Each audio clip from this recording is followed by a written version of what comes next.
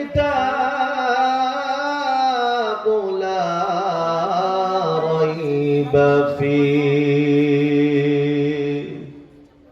আমি এমন একটি কিতাব নাযিল করলাম লা রাইবা ফীহ, যে কিতাবের ভিতরে কোনো সন্দেহ নাই।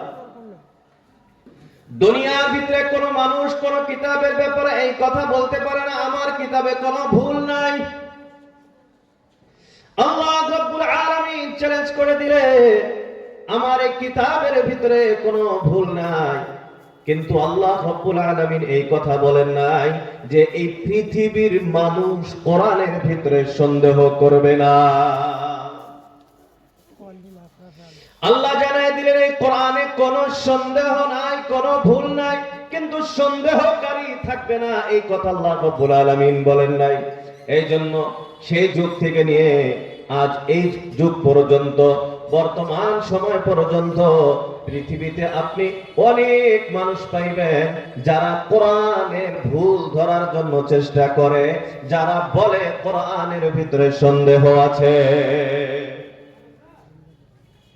এই জন্য আল্লাহ রাব্বুল আলামিন এই সমস্ত মানুষ যারা বলে কোরআনের ভিতরে সন্দেহ আছে, কোরআনের ভিতরে যারা ভুল ধরার জন্য চেষ্টা করে, আল্লাহ রাব্বুল আলামিন তাদের বিষয়ে বলেন ইন কুনতুম ফি রাইবিন মিম্মা নাযালনা আলা আবদিনা, আল্লাহ রাব্বুল আলামিন বলেন যদি তোমাদের সন্দেহ হয় মিম্মা নাযালনা আলা আবদিনা, ওই কিতাবের প্রতি সন্দেহ যে কিতাব আমি আমার বান্দা মুহাম্মদ সাল্লাল্লাহু আলাইহি ওয়াসাল্লামের উপরে নাযিল করেছি, যদি তোমাদের এই কিতাবের ভিতরে কোনো সন্দেহ থাকে ফাতু বিসূরাতিন মিন মিথলিহি, এই কোরআনের ছোট বড় বিভিন্ন ধরনের সূরা আছে, এই কোরআনের সূরাগুলির মতো একটি সূরা তোমরা বানায় নিয়ে আসো। এর বন্ধুরা আমার, এক দুনিয়ার মানুষ বলতে পারে যে আমি একা একা তো সম্ভব না, আমার যদি একটা সংগঠন হয়, আমার যদি একটা দল হয়, সবাই মিলে একত্রিত হয়ে কোরআনের মতো সূরা বানানো মনে হয় সম্ভব হবে।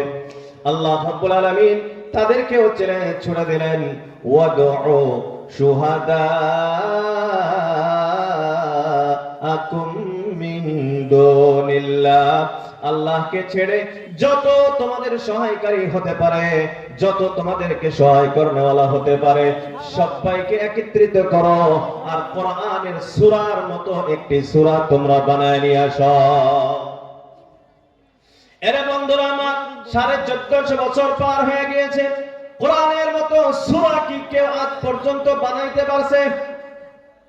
কোরআনের মতো সূরা কি কারো পক্ষে বানানো সম্ভব হয়েছে? এর বন্ধুরা আমার, আল্লাহ রাব্বুল আলামিন এই কথা উল্লেখ করে দিলেন ফা ইল্লাম তাফআলু, যদি তোমরা না পারো, আজ পর্যন্ত তো কেউ পারে নাই। আগে আল্লাহ বলেন ওয়ালান তাফআলু, আর কিয়ামত হয়ে যাবে তথাপিও তোমরা পারবে না। এর বন্ধুরা আমার, আল্লাহ রাব্বুল আলামিন বললেন যদি তোমাদের কোরআনের ব্যাপারে সন্দেহ হয়, কোরআন এটা আল্লাহর কালাম না, কোরআন এটা আল্লাহ রাব্বুল আলামিন নাযিল করেন নাই, এটা মুহাম্মদ সাল্লাল্লাহু আলাইহি ওয়াসাল্লাম নিজে লিখেছেন। তো আল্লাহ রাব্বুল আলামিন বলেন যদি তোমাদের সন্দেহ, এই কিতাব আমি আল্লাহ নাযিল করি নাই, মুহাম্মদ নিজেই লিখেছেন, তাহলে মুহাম্মদ যদি মানুষ হয়, তোমরাও তো মানুষ, মুহাম্মদ মানুষ হইয়া যদি কোরআনের মতো কিতাব লিখতে পারে, তোমরাও মানুষ, তোমরাও কেন পারবা না? তাহলে সন্দেহ থাকলে এই কোরআনের সূরার মতো একটি সূরা বানায় নিয়ে আসো। এর বন্ধুরা আমার, আল্লাহ রাব্বুল আলামিন একজনকে চ্যালেঞ্জ দেয় না, কিয়ামত পর্যন্ত বলছেন ওয়াদউ শুহাদাআকুম মিন দুনিল্লাহ, আল্লাহকে ছেড়ে কিয়ামত পর্যন্ত যত তোমাদের সহায়কারী হতে পারে, সমস্ত সহায়কারীদেরকে একত্রিত করে চেষ্টা করো। আল্লাহ বলেন লান তাফআলু, যতই চেষ্টা করো না কেন, কিয়ামত পর্যন্ত তোমাদের পক্ষে এটা বানানো সম্ভব হবে না। এরা বন্ধুরা আমার, এখানে একটা মজার বিষয় আছে। আল্লাহ রাব্বুল আলামিন বললেন, ওয়াদউ শুহাদাআকুম, তোমাদের সহায়কারীদেরকে ডেকে নিয়ে আসো।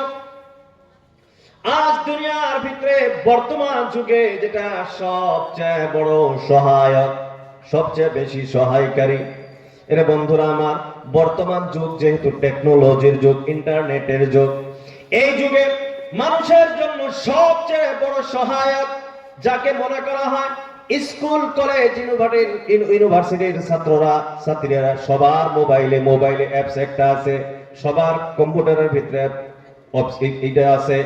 বস্তুটার নাম হলো চ্যাট জিপিটি। এরা বন্ধুরা আমার, চ্যাট জিপিটি কে বর্তমান যুগের সবচেয়ে বড় সহায়কারী মনে করা হয়।